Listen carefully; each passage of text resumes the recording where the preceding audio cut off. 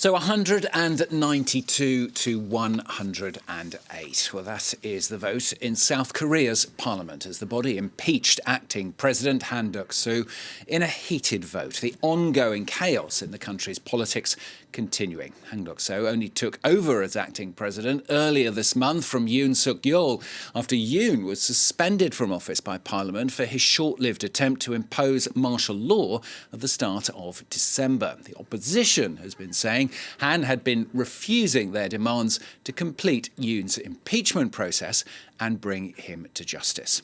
Well, we're going to talk now to our Asia correspondent, Yena Lee, who joins us now. Yena, tell us then more details on why this impeachment vote has taken place. Well, the opposition Democrats argue that the Prime Minister is purposefully holding up the legal impeachment of President Yoon Suk Yeol. If you remember, the National Assembly in South Korea voted to impeach President Yoon 11 days after his failed attempt at imposing martial law. The next legal step would be for Korea's constitutional court to validate or invalidate that decision. 6 of the court's 9 judges are necessary. But right now, there are only 6 judges on that court. The parliament approved the nomination of the remaining 3, but the Prime Minister rejected this. And for Democrats, this was the last straw. So they held a vote to remove him on Friday. Now, there's been some legal debate in the run-up to this ballot. The Conservatives insisted that to remove an acting president, 2/3 of lawmakers were needed because that's what's needed to remove a president. However, the Democrats insisted that a simple majority was enough because he was an interim leader and actually just a minister and not the actual president. There was debate quite simply because the situation is unprecedented. If Korea has impeached presidents before, it's never impeached an acting president until this Friday. Prime Minister Han Duck-soo has accepted the outcome, so now it's on to the next man in line to take over. So who is next then, Yena? Who's running the country now?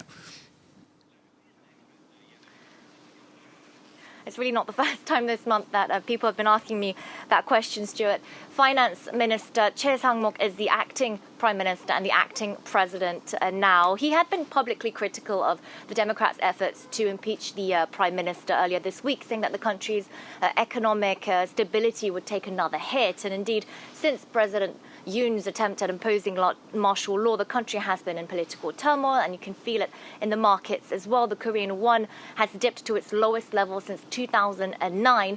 For Democrats, though, it's overcoming this crisis and getting rid of Yoon and his co-conspirators that will ease market fears. So what's next? Well, Democrats will insist on filling those seats in South Korea's constitutional court so that they have more chance of confirming President Yoon's impeachment, after which a new presidential election would take place. It looks like, though, that the ruling Conservatives will really put up a fight until the very end. Some are staunch Yoon Suk Yeol supporters. Others are simply so against the possibility of the current opposition leader coming to power that they could really drag this out to avoid an early election. President Yoon and opposition leader Lee Jae-myung faced each other in the previous presidential vote, and President Yoon won that by a historically low margin. And just to give you an idea of how polar opposites these two men are, they're often compared to Donald Trump and Bernie Sanders.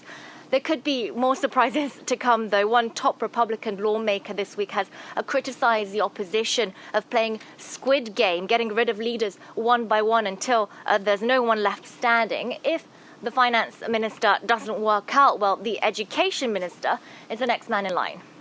Yeah, no, thanks very much, Yena Lee, our Asia correspondent, joining us there from Beijing.